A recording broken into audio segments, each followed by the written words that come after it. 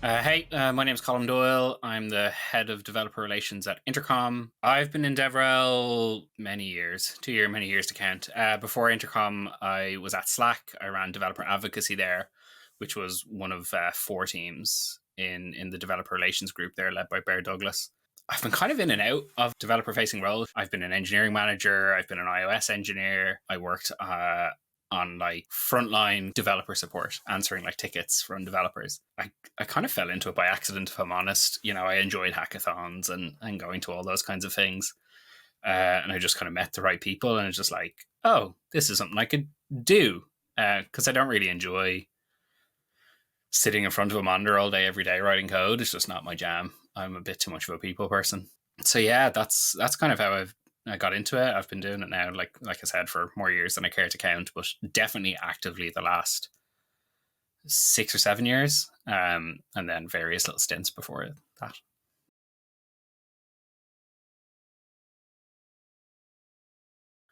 I think regardless of the level, I kind of look for the same things, and it's more a function of like the level of polish. So I would expect like a much higher level of polish from someone who'd been in the industry for years. Um, I think the first kind of thing is some kind of evidence that they've been active in a community.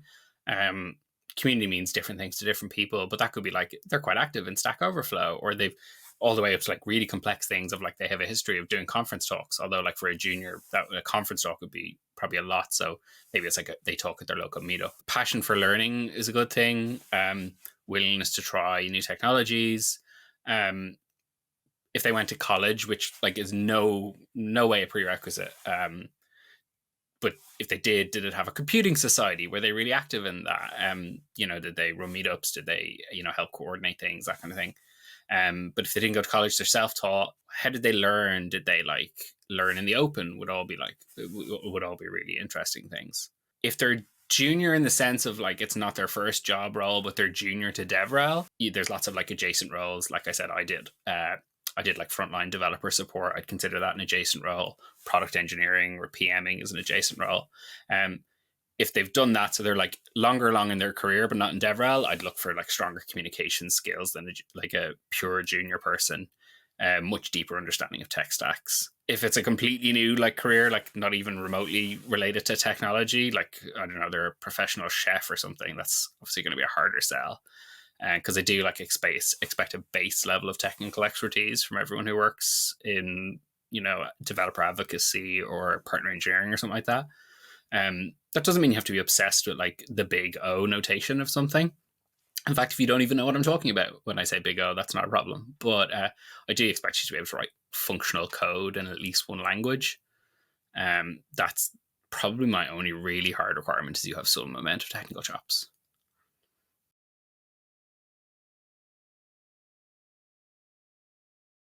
Slack had four teams in DevRel. There was an education team who kind of owned the docs. There was advocacy, who did everything you kind of think of when you think of DevRel, like conferences and travel and all that kind of stuff. Partner engineering, which was like very high touch support, and then there was like the SDKs team. And when I was running interviews at Slack, I used to talk about those four teams as like a spectrum. On one end of the spectrum where you have like the lowest technical requirements was developer educators. And I don't mean that in like a dismissive, way. It was just like they wrote less code day to day. Their skills were more around information architecture and explaining difficult concepts. The SDKs team were closest to what you would consider product engineering. They were living all day, every day in code. Advocacy and partner engineering were kind of somewhere in the middle. So I guess if I was hiring, most of my experience is hiring advocates, so I'm kind of used to a certain technical bar. Educators is more about their ability to get a concept across, and really, really good docs writers, in my experience, aren't actually even necessarily particularly strong coders, but they just have like a certain knack for getting an idea across. Like one of the educators at Slack, they they were actually a poet. That was their background. They'd done a lot of poetry, and they were really good at it. So yeah, it's probably fair to say, yeah, like I would expect like a decent level of technical expertise from developer advocates, but educators can fill in the gap in different ways. Like I said, they're more about information architecture and getting a concept across, particularly with the written word.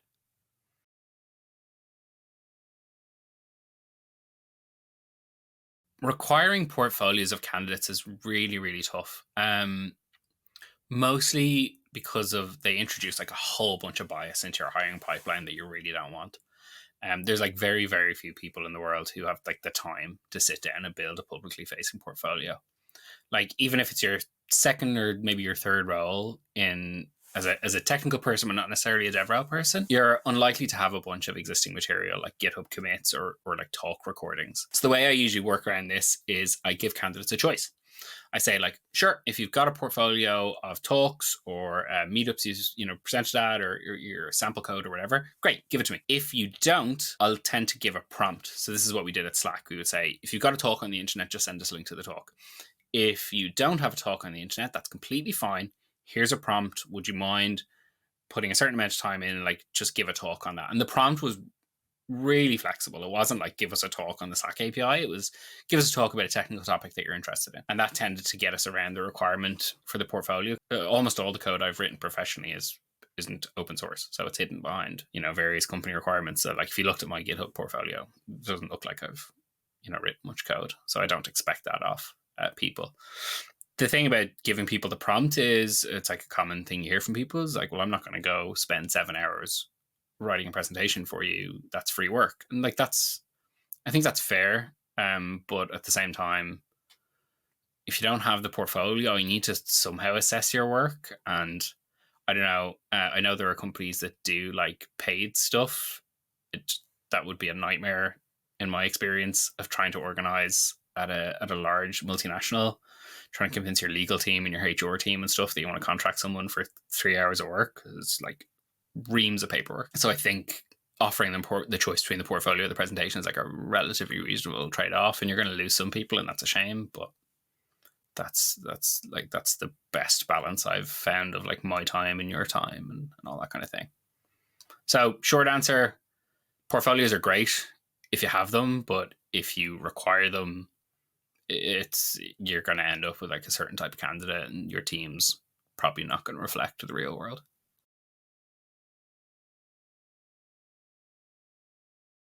I'd never finished college. I started it, but I never finished it. So I'd be a bit of a hypocrite expecting people to have like a 4-year degree from, Stanford or whatever.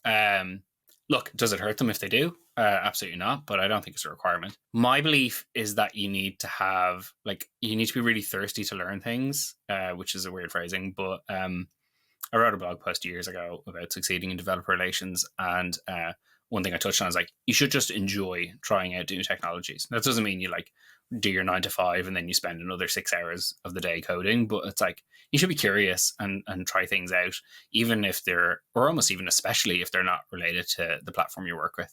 My experience of hiring is that like the really good candidates generally didn't start in technology, like their career didn't start in technology. Some of the best people I've worked with like had random other jobs, like sorry, not random, but they had other jobs, and they went through a coding boot camp. And I don't know what it is about how they teach coding boot camp, or maybe it's the fact that they've, they come with a different perspective, having worked in marketing or biology or whatever. But they were always really disproportionately good at developer relations. Their ability to like get up in front of a crowd and explain an idea in a really accessible way was just like superhuman. So I don't know what it is, but whenever I see a resume or a CV that includes a stint in a coding bootcamp, I'm always like, okay, I'll make a point of talking to this person.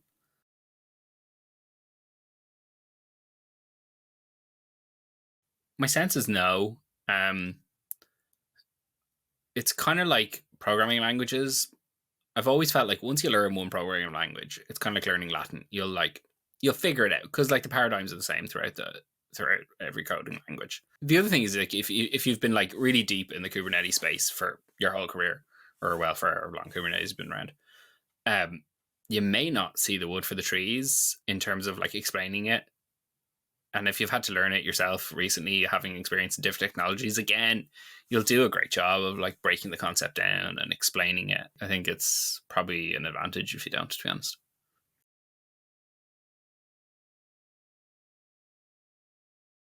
For DevRel gigs, I think the most common mistake I see people making is just not understanding the job they're applying for. DevRel doesn't really have a formal definition. So every applicant usually comes with their own perception of what the day-to-day is going to be.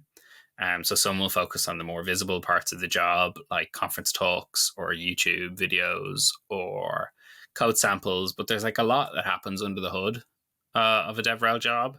You have a certain amount of like product or project management. If you're in an advocacy style role, you're constantly going to be interacting with PMs, advocating internally for the views of your community. So if folks anchor too much to one aspect of the role, then they're really disappointed when like you're in the interview and you're like, no, that's not your whole job. That's like just like this sliver of your job. Specialization is fine, and I know there's a tendency towards specialization in the industry, particularly in the say like the Google DevRel org, which is, I don't know, the size of the sun at this point.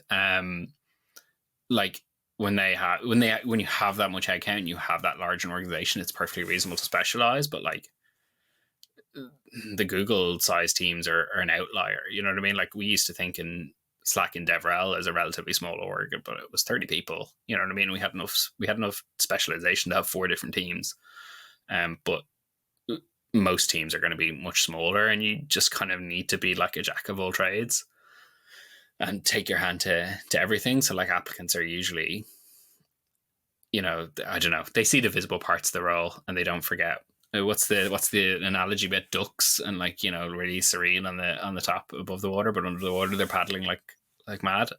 They forget about those pieces, and particularly earlier in your career, you should probably optimize for that level of chaos. Not chaos, maybe chaos is the wrong word, but you should optimize. Like you get so much experience in DevRel, you get to interact with so many different parts of the organization.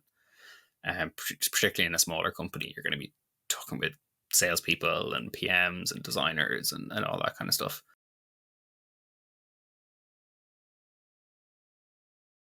Probably to expect and embrace the unexpected.